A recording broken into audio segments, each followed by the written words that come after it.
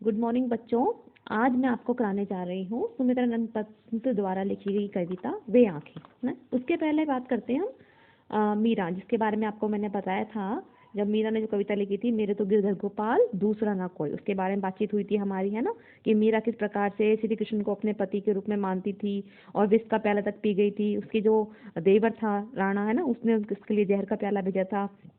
तो उसमें एक बात एक और आया था कि दूध की मथनियां पड़े प्रेम से विलोई, दधी मथी ग्रत गाड़ी लियो डारी दियो छोई, है ना।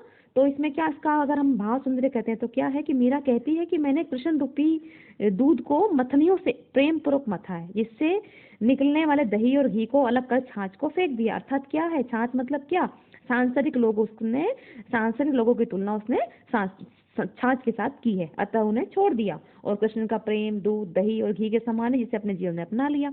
तो यहाँ हमने जाना था मीरा के बारे में, और आज हम बात कर रहे हैं कवि सुमित्रानंद पंत के बारे में, जिन्होंने लिखी थी कविता वे आंखें। तो पहले हम सुमित्रानंद पंत के बारे में जान लें। जो इनका मूल नाम था बेटा, इनका मूल नाम है गोसाई दत्त, है ना, और इनका जन्म हुआ था 1900 में कौसानी जिले के अल्मोड़ा उत्तरांचल में।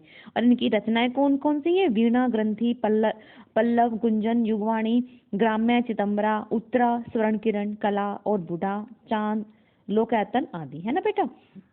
अब इनको सम्मान कौन कौन से प्राप्त हैं, तो भारतीय ज्ञानपीठ पुरस्कार, साहित्य अकादमी पुरस्कार, सोवियत लैंड नेहरू पुरस्कार, पद्म भूषण, और जब इनकी जो मृत्यु हुई थी वो सन 1977 में हुई थी, यानी कि 1977 में इनकी मृत्यु हो गई थी।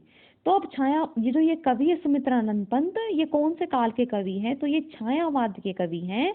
और कौन से हैं, पृथ्वी जो प्रकृति है ना, प्रकृति, इन प्रकृति के बारे में इन्होंने अत्यधिक कविताएं लिखी है, इसलिए इनको प्रकृति प्रेमी भी कहा गया है, प्रकृति चितेरे भी कहा गया है ना। तो छायावाद के महत्वपूर्ण स्तंभ सुमित्रानंद पंत प्रकृति के चितेरे कवि हैं।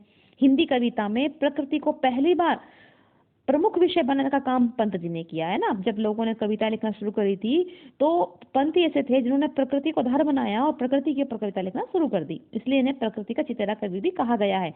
आपके इन बिटवीन क्वेश्चन में आ सकता है कि प्रकृति के चितेरे कवि कौन है, तो आपको पता होना चाहिए सुमित्रानंद पंत। उनकी कविता प्रकृति और मनुष्य के अंतरंग संबंधों का दस्तावेज है। इनकी प्रारंभिक शिक्षा कौसानी के गांव में, उच्च शिक्षा बनारस में और इलाहाबाद में हुई थी, है ना। युवावस्था तक पहुंचते पहुंचते महात्मा गांधी के असहयोग आंदोलन से प्रभावित होकर पढ़ाई बीच में ही छोड़ दी। उसके बाद ये क्या करने लगे, स्वतंत्र लेखन करते रहे। प्रकृति के अद्भुत चित्रकार पंत का मिजाज कविता में बदलाव का पक्षधर रहा है।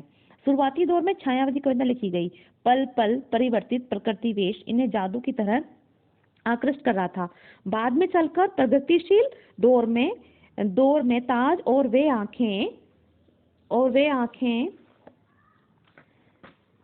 जैसी कविताएं भी लिखी। इसके साथ ही अरविंद के मानवतावाद से प्रभावित होकर मानव तुम सबसे सुंदरंत जैसी पंक्तियां भी लिखते रहे। उन्होंने नाटक, कहानी, आत्मकथा, उपन्यास और आलोचना के क्षेत्र में भी काम किया है।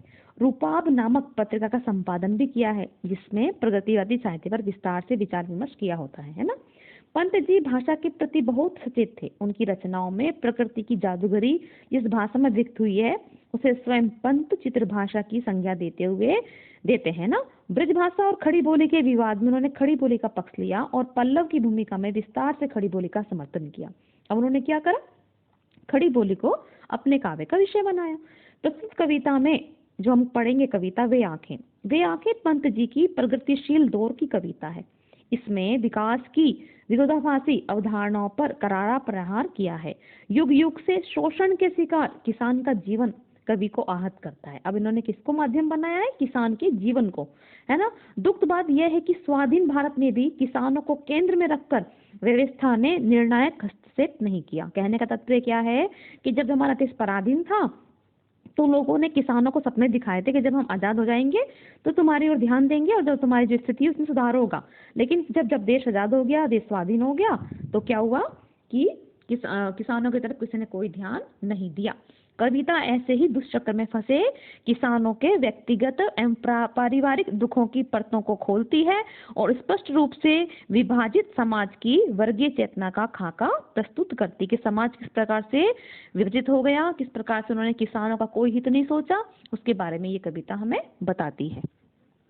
तो हम शुरू करते हैं वे आंखें। अंधकार की गुहा सरीखी मतलब समान, गुहा मतलब गुफा, उन आंखों से डरता है मन, भरा दूर तक उनमें दारुण, दारुण समझ गए बेटा, घोर दुख, घोर पीड़ा, दैन्य दुख का नीरव, नीरव जहाँ कोई स्वर नहीं, कोई आवाज नहीं, रोदन यानी रोना। वे स्वाधीन किसान रहा, अभिमान भरा आंखों में इसका, छोड़ उसे मझधार, मझधार यानी बीच में, आज संसार का गार सदस वह किसका, है ना।